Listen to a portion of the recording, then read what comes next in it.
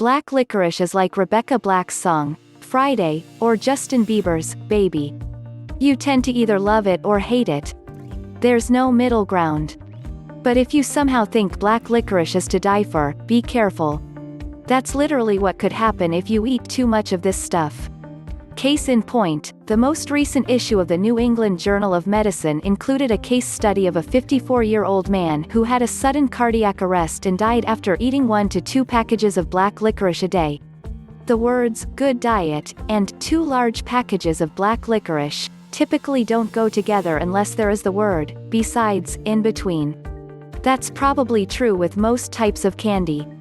As a team from the Massachusetts General Hospital, Elazer R. Edelman, MD, Ph.D., Neel M. Butala, MD, MBA, Laura L. Avery, MD, Andrew L. Lundquist, MD, Ph.D., and Anand S. MD, Ph.D. described in the case report, the man had regularly eaten up to a couple large packages of fruit-flavored soft candy daily before switching to black licorice.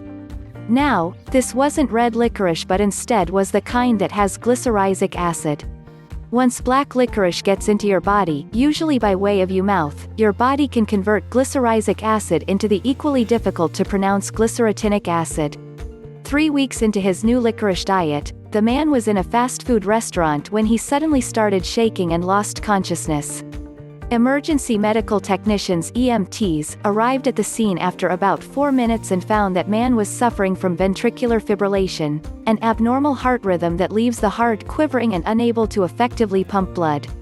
That obviously was an emergency and a life-threatening situation. The EMTs tried cardiopulmonary resuscitation (CPR), administered electric shocks to his chest, gave him medications, and brought him to the hospital. Although medical personnel managed to eventually get him out of that heart rhythm, he remained in critical condition. Tests revealed that he had abnormally low levels of potassium in his blood while elevated levels of potassium in his urine. He required a ventilator to breathe, had unstable blood pressure, and went into kidney failure. Approximately 32 hours after he had been admitted to the hospital, the man unfortunately passed away.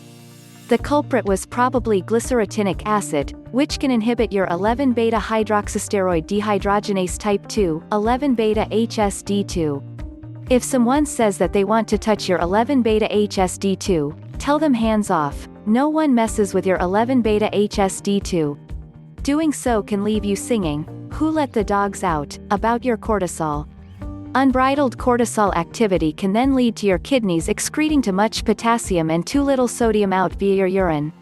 That can result in too low levels of potassium and too high levels of sodium in your blood.